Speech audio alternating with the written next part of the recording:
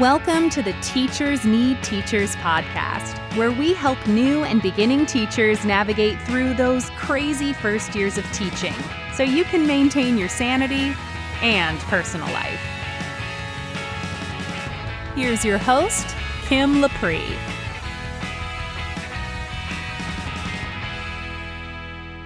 Welcome to the Teachers Need Teachers podcast, episode number 9. Thanks for coming and hanging out today. As always, I really appreciate you. I'm your host, Kim Lapre from teachersneedteachers.com, which is a coaching and community site for new and beginning teachers who don't want to just survive those first few years, but also thrive. Today, I'm joined by a very special guest, James Moffett, who is the principal at Derby Hills Elementary School in Derby, Kansas. In my conversation with James, we talk about trauma-informed schools and what that means. We also discuss some classroom management techniques, as well as what he looks for when he's hiring a new teacher. And as promised, James interviews me and gives me the same types of questions that he would ask on an interview, as well as some feedback. And I really hope that you get some value from this so that for those of you looking for a new job, you can get an idea of what some of the questions are that you're going to be asked and some possible answers that you could give during your interview. Now, if you go into the show notes, I put a link there where you can get the questions that James asks me in written form so that you can follow along, but also so that maybe you could write down some of the answers that you would give and you can practice those ahead of time. Now, you're not necessarily going to get the exact same questions, but the questions that he asks are very similar to the ones that most principals ask. So here's a conversation that I had with James. Thank you so much for coming on my podcast. I know that you're really, really busy. Tell me about your teaching experience and how you came to your current position.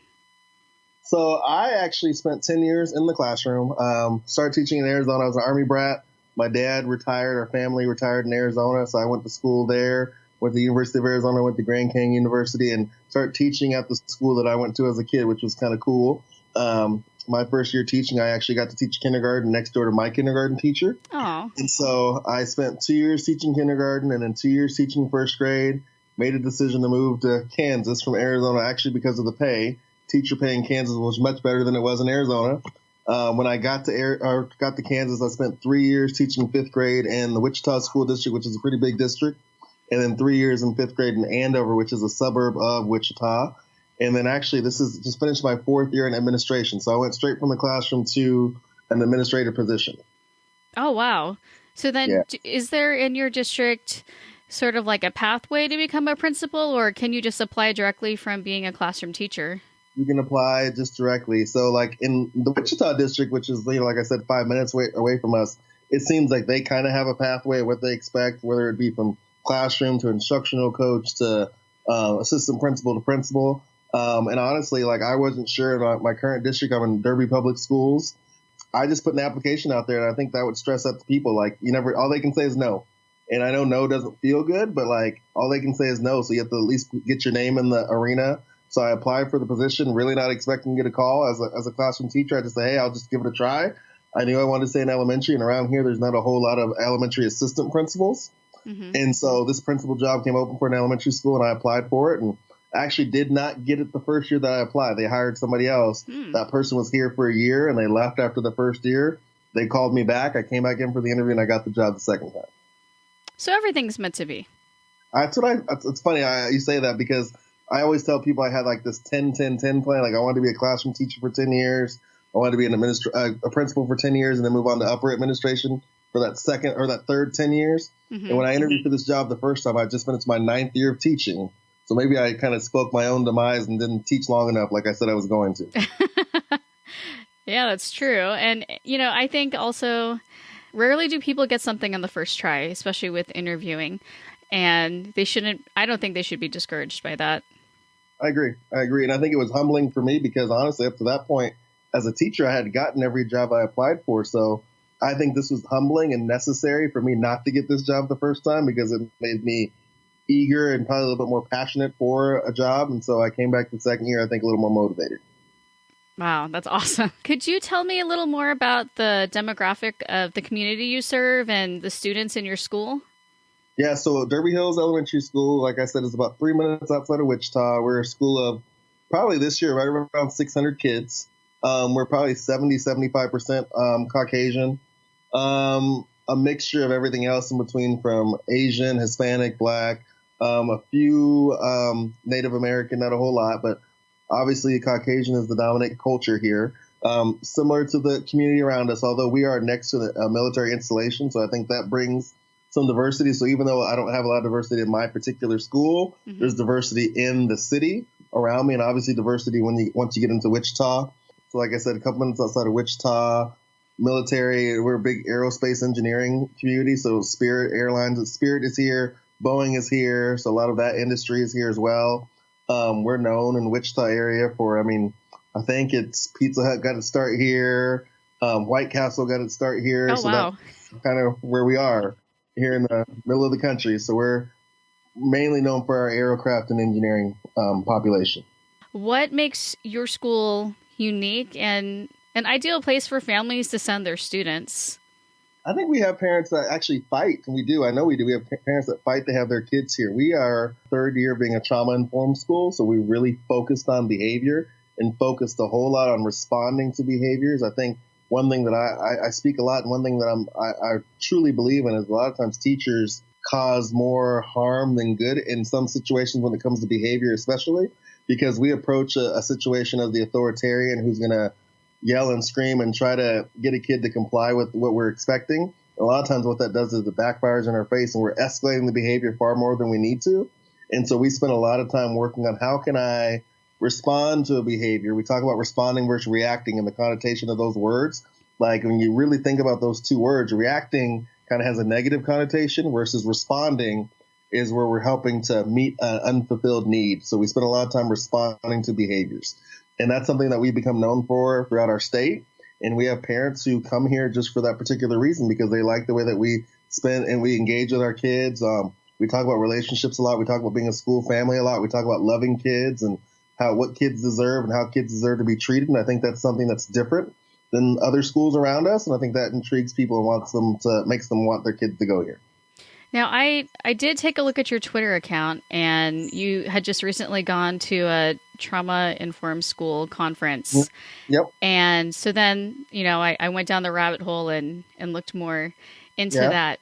And I really, really like the idea of it. And the problem is I see it as a hard sell at my school, and I don't know if that's because I teach secondary, and there's this permeating belief with middle and high school teachers that, students are kind of on their own. Like, you should just know what to do. You should know right from wrong with behavior. There isn't a whole lot of that.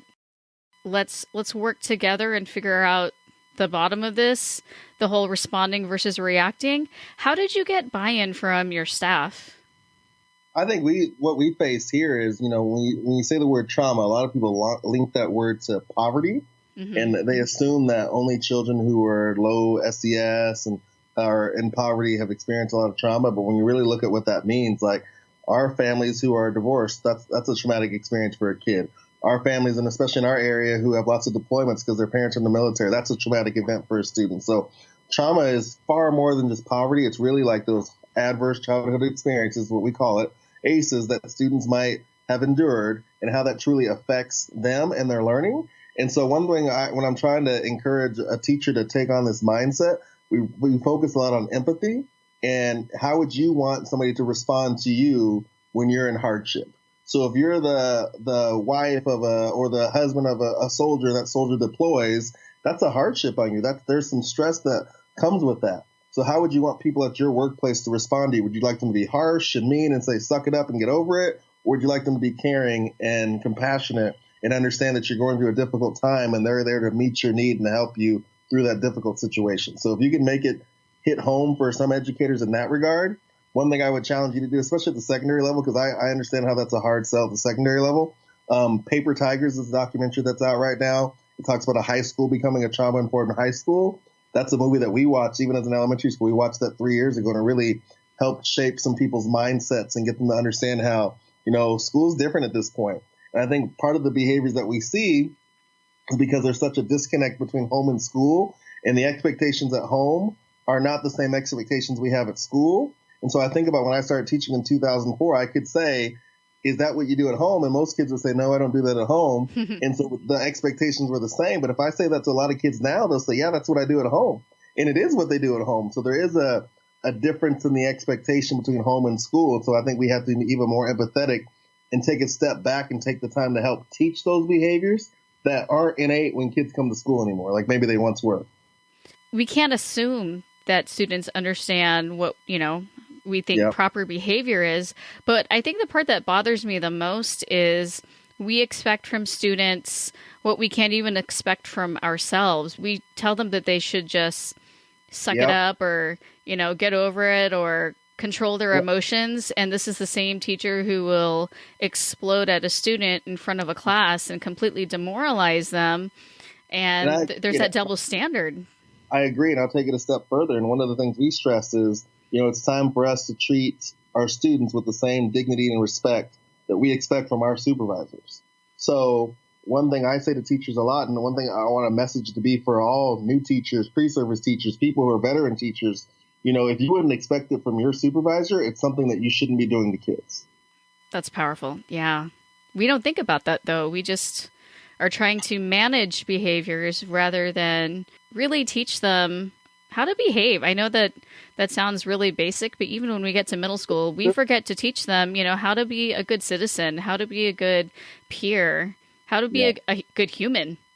And if you take it a step further, one thing I ask people a lot, what do you think, if I asked you right now, give me your top three, what are three things that you feel that somebody has to have to be considered a successful adult?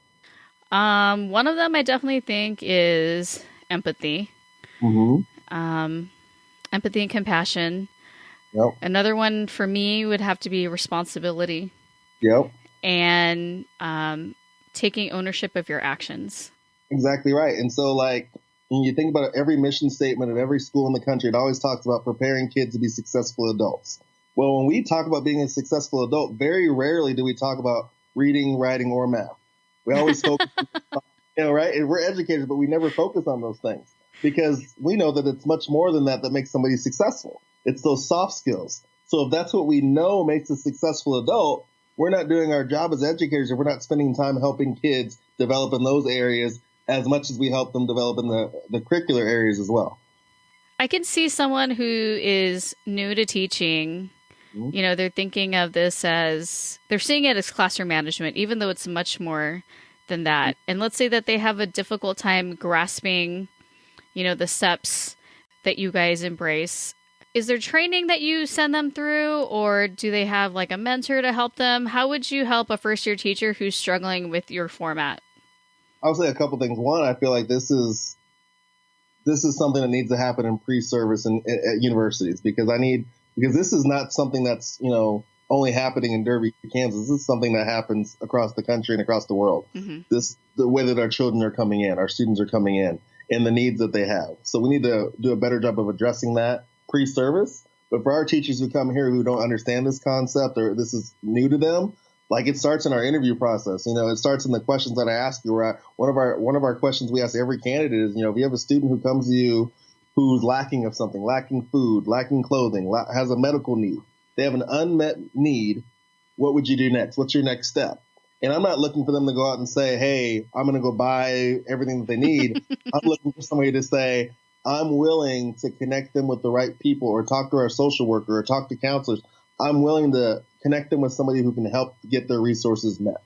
And so what I found is in this process for us, less and less questions have been about content and more questions have been about compassion for kids and having a heart and a love for kids. Because I feel like as a school setting, we can help somebody become a better teacher instructionally, but I'm looking at their heart to see where their heart is at as somebody who's coming into our school, who's somebody who's really going to love kids unconditionally. Because if you can love a kid unconditionally, you're willing to do whatever it takes to help all their needs be met, including their academic ones. Do you ever feel that there's sort of this fine line between loving a kid unconditionally and having weak classroom management, or am I conflating those? No, but I think in my mind, I think that's a common misconception is people think, when you're loving kids unconditionally, you're soft and you're letting them get away with things. And I think, honestly, if you're doing it the right way, it actually, in some instances, takes more structure and more, the opposite way to make it work successfully in a classroom. Because it takes more work. It's easy for me to get on a kid and say, hey, you're wrong, get out. It's more work for me to say, hey, you made a mistake. How can we work together? How can we work collaboratively to help you overcome this struggle or this barrier? Right. And what are some strategies that you can use to, or especially a new teacher, they can use to de-escalate a situation happening in front of the entire class without anyone losing face? Yeah, I think the biggest thing is the relationship. I mean, if you're talking about being trauma informed, the biggest part, the first part is always the relationship. What relationship do you have with your kids? Do they trust you? And do they know that you care about them so that you would never do something to shame them, never do something to disrespect them? Because respect is always going to be earned.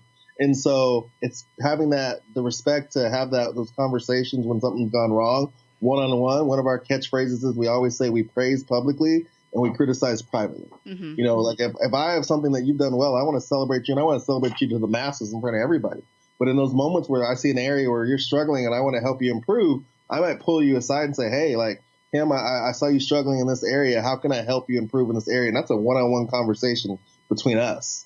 And so I think it's developing that trust first, because when you develop that trust, what happens is you begin to engage those kids. And so there's kind of this continuum where we go from compliance, which some people are stuck in that compliance where kids just do it because they're afraid of you. Mm-hmm. And we eventually get to engagement, where kids want to be in your room and they care about you enough. They know that you care about them, so they want to make you happy, and they do those things. And then the last thing on the continuum is empowerment. How can I empower them to seek out their own learning, to seek out their own knowledge, and to grow? So that relationship piece is the first one. So one thing we've done in our particular school is we've brought mindfulness into the classroom. It happens every day.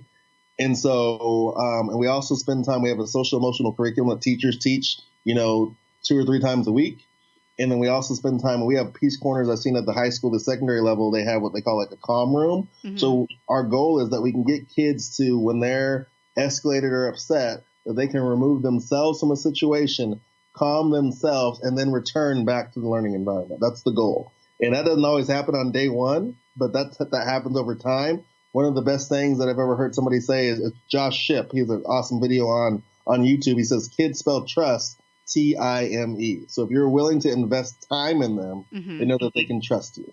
We've tried something similar in our district here called restorative practices. I have heard about that, yep. And I don't know if it's just a middle school thing, but there's been some, especially 8th grade students, who play the system where they know if they get in trouble, they'll get the talk. They'll have, mm-hmm. An administrator talk mm-hmm. to them and say, hey, let's work this out. And it almost becomes something that they look forward to. And so have you had that encounter where people are just sort of playing the system because they know they're not really going to get in trouble? No, and I think more than anything, like, I don't want the misconception to be that there aren't consequences for actions. There's not responsibilities for your actions. The difference is we talk about the pause. And so that pause for us is, in the moment of escalation, I need to give that student time to calm themselves. But I, as the adult, I need to give myself time to calm myself too before we have that conversation about what that consequence may be. So we're not saying there's no consequence. We're just saying, like, when there's something, a misbehavior has happened, I want to make sure that it's a teachable moment. And for that to be a teachable moment, we both have to be calm and level-headed so we can have a conversation about what are the next steps. And lots of times, even at the elementary level, and I know this can work at the middle school and high school level, those next steps and those consequences can be collaborative, where we're figuring out, like, what did you do that, in most cases, when a student gets to me, they've caused some type of disconnect in relationship. They've caused a problem in a relationship with a peer or with a teacher or a staff member. So how we follow that up is, like, what are you going to do to repair that relationship or restore that relationship to what it was before you wrong them? Let's come up with some things that you can do together. I have to approve that to make sure it fits the offense. Right. But I really want to make that collaborative with that student. So back to a new teacher, because this is a lot that for them to take. It feels like a lot for them to take on their first year, because they're also trying to run their classroom. So when a teacher walks in to interview with you, what are some red flags, or what are some qualities, on both sides, positive qualities and red flags that help you decide if they're going to be a good fit for your school culture? A lot of times we'll ask, like, what's their philosophy of teaching? So we have a school motto, and we tie it back to that. Our school motto is, we love you, there's nothing you can do about it. And so one of the first questions we say is, our school motto is, we love you, there's nothing you can do about it. How does that fit into your own philosophy of teaching? And that tells me a lot. Their response to that question, whether it's a pause and they say, I don't know, that's kind of a red flag to me. Or if they say, wow, that causes me to reflect and realize, I'm not perfect. Kids aren't going to be perfect, and there are going to be mistakes that happen. And when those mistakes happen, that doesn't mean that I like them any less. That just means that I need to engage them and work a little bit harder to help them learn from that mistake so it doesn't happen again. So those are kind of the things that I'm looking for in that response to that question. I'm looking for people who are reflective and people who show empathy in their responses. That's important to me. Now, on the flip side, I'll back up before, like, when I'm choosing who I'm going to interview, because there's lots of times I could have 50 applications for one job. Right. And so I'm trying to go through and decide, who are the 5 or 6 people that I want to bring in for an interview. And I'm looking at that resume and they have prior experience. One thing that's always a red flag for me, if you list that I can't contact your previous employer, I'm probably not going to even give you a call for an interview. Or if you don't have your previous employer listed at all, I'm probably not going to call you in for an interview, because, I understand that sometimes people have conflict with a previous employer, but that's a red flag when that conflict isn't resolved in some type of way where you can leave in a professional manner. That's something that's a definite red flag for me. But what if I have only worked jobs like at the mall or McDonald's and I don't have any teaching experience? Where do you go from there with the resume? I'm looking at those jobs because I think one thing that we often forget in education is that we're in a customer service business. Mm-hmm. So some of those skills that you got working at the mall or working at McDonald's, like, those are important skills to bring into a school setting. Like, we actually do professional development on customer service. How do we make people feel, students, parents, community members, how do we make them feel when they come in our building? How do we make them feel when they come in our classroom? So I think those customer service jobs that people have previously, those are things that are appealing to me. If you can handle those jobs, and not only that, think about the stress. I've never worked fast food, but I can imagine the stress of all these people coming through the drive-through and people who are in a hurry to get someplace, and they're upset and they're anxious and they're frustrated and they're talking to you maybe disrespectfully at times. If you can manage all of that, that's appealing to me. So maybe in their resume, then, if they're going to list those types of jobs, they can focus on the skills and duties that involve interacting with people as opposed to stocking merchandise or... I would definitely recommend that. If you can tie in customer service, that's appealing. I don't know if you guys get down to nitpicking things on the resume. Do you just brush off anything like spelling errors or? We get not super nitpicky, but I can tell you one of the things, and I hope they know this, I Facebook stalk every person who I'm going to interview. I'm finding every social media account I can for that person just to kind of tell me the character of who they are. And I think that's especially for new teachers who are right out of college, that's a hard step to take. Mm-hmm. So you're leaving behind, my friends that I used to go out and drink with and hang out with and party with, and I'm trying to enter this professional setting. It's hard to separate the two. So even for me right now, my Facebook account, like, I actually have my setting turned on where I have to approve anything that goes to my timeline. Right. Because I might have a friend who's not in the same mindset as me looking for a professional job, and they tag me in some picture where I'm doing something stupid, and that could be what stops me from getting the call for the interview. So I make sure that I have to approve anything that ends up on my page. That's something that I would recommend for anybody, because that's the first thing we do. When I'm looking at applicants and I've narrowed it down to like 10 and I'm trying to get down to 5, I'm going to go on Facebook and I'm going to weed some people out that way. I am so glad you mentioned that, because I've told new teachers before, you need to archive or delete any pictures that has a Mai Tai or a margarita in it. And while it seems harmless and we're human, if you're 21 and over, it's something that's fine. But at the same time, you're trying to give off the impression that you're a professional and that you've left that, or at least that you can separate. Maybe you should have a professional Instagram and then your own personal that's private. I agree. And I think it's definitely a double standard. And that's one thing I hear from young teachers a lot. Well, that's not fair. Like, that's my personal life. And I get that. But at the same time, you're still the person who has 25 kids in your care every day. Mm-hmm. And if I, as a parent, get on your page, I don't want to have any doubt that they're in the best care while they're with you. Right. If I can Google you, anyone can Google you. And I know that parents do.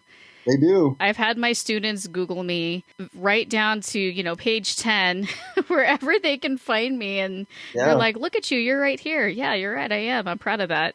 And so that's the one thing, like, we do that for interviews. The other thing I'll say, and I say that a lot of times we're close to Wichita State, so I get to go do job fairs at Wichita State sometime. Oh, nice. And some of the pieces of advice that I give young candidates especially is do your homework, do your research, look at the district, and then look at the individual school that you're applying for.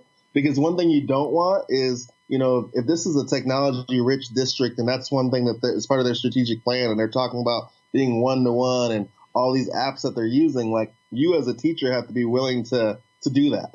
And so if that's something that's up in your wheelhouse, great, apply for that job. But if you're anti-technology, which I can't imagine anybody at this point is in education, but if you're anti-technology and that doesn't interest you, like, don't apply for that job.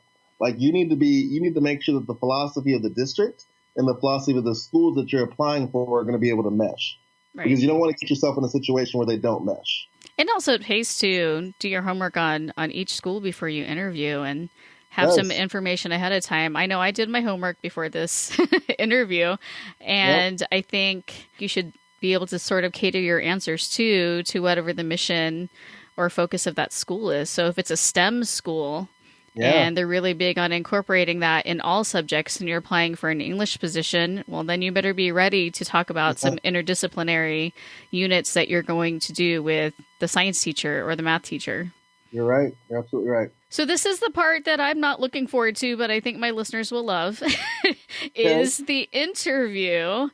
Okay. So I think it would help them if they knew what types of questions that will be asked. And obviously it's different at every school, but I think that just having some ahead of time that they can maybe even practice or just sort of practice verbalizing would help. So let's try this. It's been a while since I've interviewed. So, like I said, I tend to lean more towards the character side of the interview versus the content. So one of the questions I generally ask is, 20 years from now, how would you like your current students to remember you as a teacher? That's a great question. In my classroom, I am known for being fun, and I know that doesn't really hold a lot of value for some teachers, but the reason why I like to be known from my students as being fun is because I sneak in teaching there. So I develop good relationships with them, and I teach a subject that a lot of students don't like, which is reading and writing, but I manage to have them do both reading and writing while having fun, and they don't even realize sometimes that they're learning. And so when I ask them to reflect later, what did you learn how to do? What can you do? What did you do well this year? They realize that, wow, I've actually learned a lot this year, and I looked forward to your class every day, and normally I hate reading and writing. So I want them to see me as the fun teacher who kind of tricked them into learning, and that made them feel appreciated. And I want them to feel like it's home when they come to my classroom. Feedback on it, or you want to get? Sure, I would love that. Yeah. I think that was a great answer. I love that you said the word fun, but I will say I think there's other people who are frightened by that word because when they think fun, they think chaos, and you're not able to manage a space. So the only thing I would say, instead of using fun, you might use engaging. I want to be the engaging teacher who kids want to be there. They enjoy coming to my room. I think other than that, it was a great response. And like I said, that's very subjective, person by person. To me, fun, I think that's great for me because I want kids to enjoy coming to school. I want them to know that it's fun when they're at school. Right. And actually, I do get pushback from that on my end. Their teachers say, well, we're here to learn. And to me, well, if learning isn't fun for them, how are we going to teach them to be lifelong learners? You're right. I agree with you. Another question we ask quite frequently is, I want you to reflect on a situation where you were given criticism for instructional or behavioral approach in your classroom. And how did you handle that criticism, and how did you use that criticism to improve your practice? I've actually received criticism from when I emailed home once, and this was towards the beginning of my teaching career. So first of all, I think it's important that we think about our delivery and our tone, especially when we're dealing with parents. As teachers, we can sometimes get very self-righteous in the way that we address parents when their students aren't doing what they're supposed to do. And so in this particular email, I emailed a parent about and listed all these things that their student had done and the ways that they had misbehaved. And looking back, I was rather indignant about it.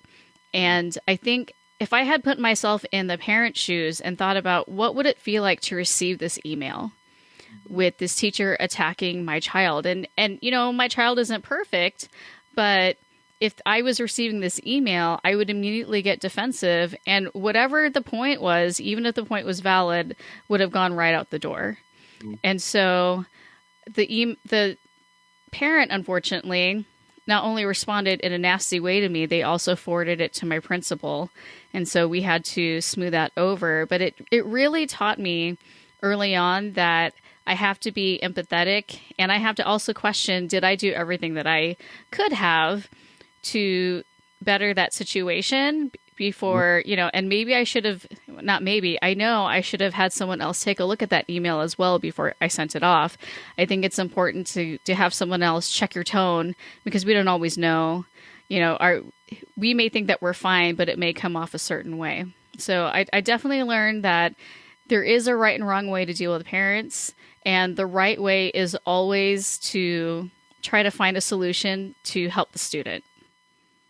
I think that's a great response. And I love that you talked about being empathetic and putting yourself in the parent's shoes as the person receiving the email, because I think sometimes we don't always do that. And it goes back to treating others with the same respect that we expect to be treated with. So I love that you talked about being empathetic in that particular situation. I think that's great. If students had to pay admission to come in your classroom, what's a lesson that you have taught that you find to be very engaging? What lesson would you teach to make them want to be there? Because again, they don't have to be there. They're having to pay admission to come into your classroom to see this particular lesson. What lesson would you pull out of your back pocket to teach? Wow, I have to pick one. I would have a whole week of fun in my class. Yeah. Probably the first lesson right off the bat to keep them coming back and wanting to pay more admission would be my lesson on figurative language, which is like, similes and metaphors. I use pop culture. I have a collection of different songs that have, actually most music uses, figurative language. And not only do I display the lyrics, because most students are visual, and especially for my English language learners, I display the lyrics, and then I have them in groups identify what type of figurative language, all of it that's being used. And not only do they sing along, which they think is fabulous, they're also engaged while they're practicing figurative language at the same time, and then we review it. And towards the end of it, I make it more of a contest where I have them count up how many of them that they answered correctly in each group, and then I give them just a little token prize. Okay, here's one of my favorite questions. Okay. And here's the reason why, and people who get to watch this, I want you to watch her face when she hears the question, because I love watching people's facial expressions when they hear the question. Okay. Teaching can be stressful, and it's important to have a good sense of humor. Tell us a joke or a personal story that highlights your sense of humor.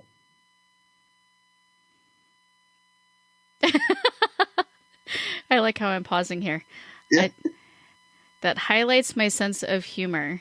Yep. Well, I guess I have to think in addition to word plays and puns. I always tell my students embarrassing stories. Okay. Because it relates to them. And so they eat that up. So I'll tell them, for example, the story of when I had to take swim lessons in 6th grade. I don't know if they do that in your district, but over from where I'm from in Washington State, we had to take swim lessons. And I would tell them how I, number one, was embarrassed because having to wear a bathing suit in front of, your peers was terrible. But I recall they had us do this exercise where they dropped rings in the bottom of the deep end where it was 12 feet. And they would tell us we'd have to go down and get them. And I just remember I couldn't do that because I kept bobbing up to the top. So anytime I would swim down, I would immediately shoot up to the top. And while for you and me, that's not very funny, the students think it's the most hilarious thing picturing their teacher having to like try to swim to the bottom, and she just kept like bobbing up like a balloon. And they love humor at my expense. So I'm sorry that it's not going to be funny to everyone, but I promise you that one, the students always love to make fun of me, and I make fun of myself, and I think that makes me more relatable. Well, I can tell you right now, the whole time you're telling the story, I'm thinking about myself. I cannot swim. I'm terrified of water. So just the thought of having to pass a swim course in 6th grade, I'd probably still be in the 6th grade. Yeah, it was pretty traumatizing in general, because things like diving into the water, I would always belly flop. I couldn't dive. I was afraid of hurting myself, so I'd look up at the last minute, and that makes you automatically belly flop. So I love to tell them awkward stories about my adolescence, so that because I teach 7th graders, and they see that we all grow out of it, and we turn out fine. All right, one more question for you. Okay. I think teachers are very passionate, and so obviously there's going to be conflict at times, especially when you're collaborating with like a grade level. So if you and your grade level team had some conflict, what steps would you take to overcome? That's a great question. I think we have to remember that everyone, especially with teachers, everyone thinks they're right, even when they're not. And so, and I've actually been in this situation before with colleagues where we would butt heads for whatever reason. And I had to learn that there has to be compromise, especially when you're planning. So we can plan the same standards and in general the same activities, knowing that we're going to approach it differently in the way that we teach, in the delivery. And if we can come together with a similar vision in terms of what we want students to accomplish, if we're thinking about the skills that they need to accomplish at the end of a unit, and then we work backwards from there, compromising is easy because you're just going to decide what do they need to learn. And then once you're in your classroom, you can tweak it for your particular population. I think I like that you kept your response student-centered. It wasn't about me as a teacher and what I like and how I like to teach. It was like, you began with the end in mind. We talk about that a lot. So beginning with the end in mind, what steps do we as a team have to take to make sure our kids get where they need to get? So that makes it less about me and more about them. I think that's a good response. Oh, thank you. Would I have been a contender? I think so. I think you would have been. We interviewed for a 5th grade job this morning. I think you would have been a contender for that position. What are you looking for particularly with a 5th grade teacher, or is it the same regardless of the grade?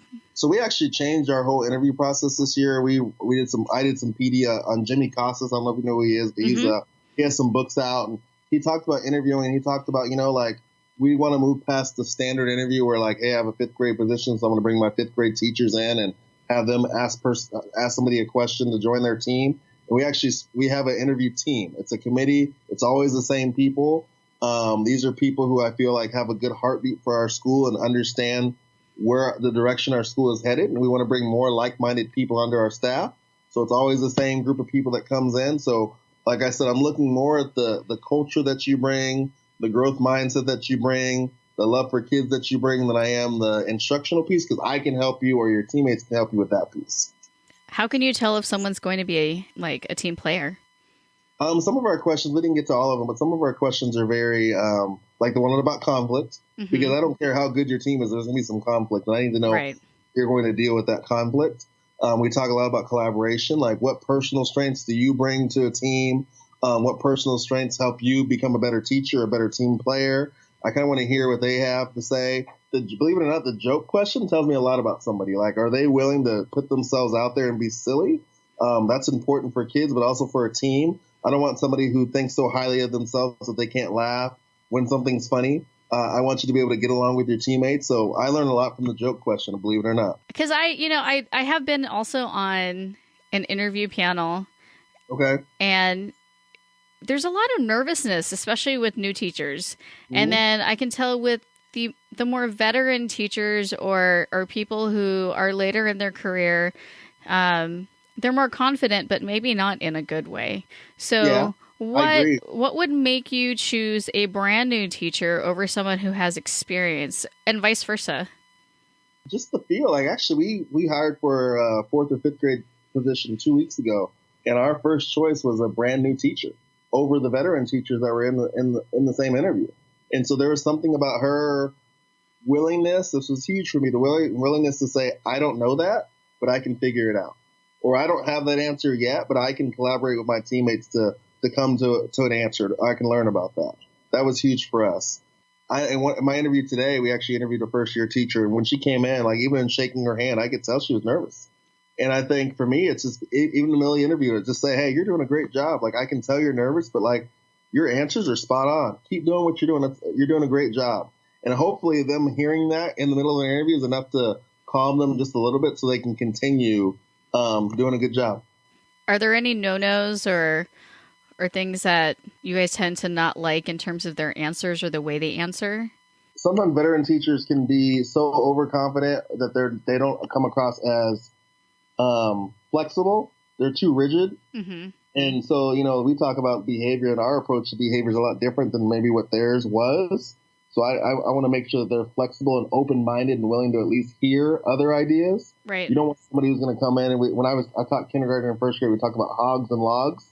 I don't want logs that just sit there and do nothing, but I don't want hogs either who take over every single time. I need people who can work together well. Nothing like, do you ever get candidates who just have these long-winded answers and you have to cut them off, or do you just let them keep going? So we have some signals here. Sometimes, we didn't do it today, but sometimes we actually interview in Google Docs where everybody can write their notes or whatever. So the thing about Google Docs is everybody can see what everybody's typing. Right. And I have before been known to delete questions because somebody's got too long-winded.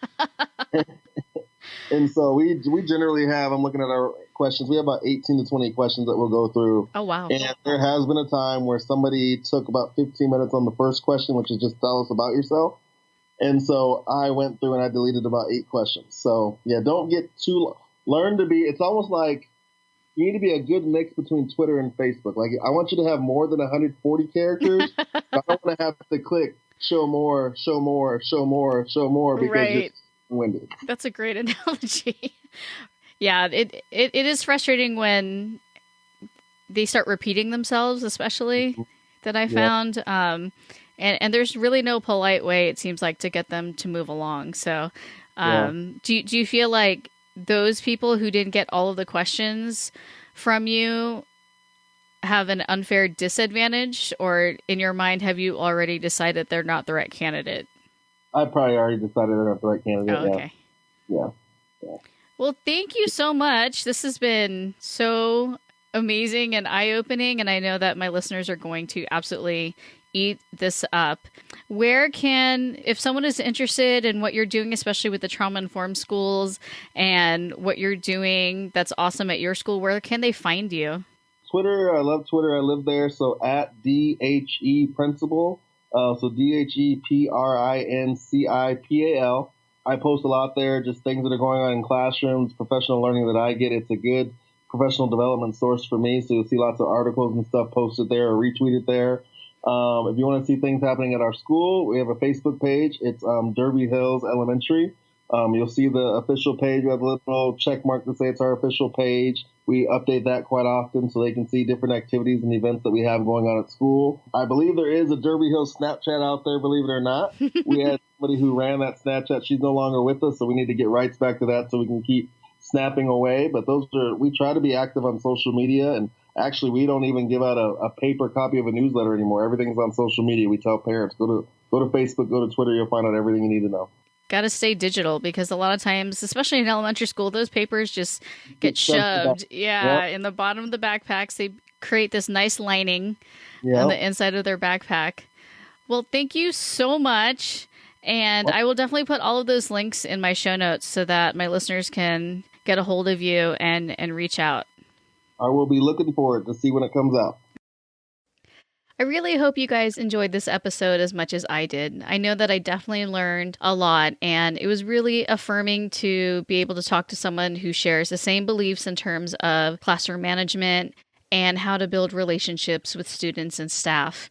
I also really appreciated the questions that James asked me about the interview, and while they're framed a little bit differently than maybe some of the other questions you've had, they were just phrased in a different way, but he was looking for the same type of information that most principals are looking for. So here are some of my key takeaways. First, you're going to want to treat students in the same way that you'd want to be treated by your own administrator.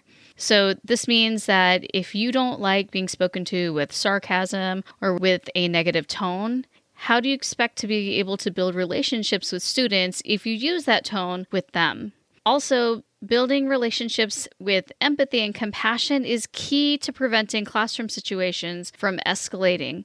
If you have a rapport with your students and there happens to be sort of this heated moment, then they can go to maybe their corner where they cool off, and you'll be able to cool off, and then you can come back and you can talk it out logically. But if you have no relationship built with them, they pretty much have no reason why they're going to want to work with you. Also, when working with your colleagues and disagreements arise, keep your focus on student learning rather than teacher personalities. As I had mentioned in the interview, we pretty much all think that we're right when we're arguing with our colleagues or if we disagree with a method. But at the end of the day, as long as students are learning, then it's really just up to us to compromise and focus on what the students are supposed to learn, what are the skills and standards that they're supposed to learn, rather than our own individual way of delivering the content. And finally, this is really important, principals do Google you. Are you proud of what they'll find? Have you Googled yourself? And when you did, was it something that made you look like an outstanding professional, or were there a couple of pictures in there that were questionable? I really hope you like this first episode in this series where I interview different principals. And if you do like the show and want to discuss anything that I talked about with James, you can go over to my Facebook group, which is teachersneedteachers.com/FB, or you can just search Teachers Need Teachers in Facebook. And as always, I really hope that you'll take just a couple minutes to head over to Apple Podcasts and leave a rating and review. I definitely think that new teachers who are looking for a job, or any teacher that's looking for a job, can benefit from these episodes where I am actually interviewed, and they can get a lot of value from it. But they're not going to find this podcast unless there's enough reviews to make it show up in Apple Podcasts. So I would really appreciate that review, or you can also share this with other teachers that you think would benefit from it. And of course, if you have any questions or are interested in being a guest on the show, please email me at kim@teachersneedteachers.com. I hope you have a wonderful day. Thanks for listening to the Teachers Need Teachers podcast. Love this episode? Head over to Apple Podcast or Google Play to subscribe, rate, and leave a review.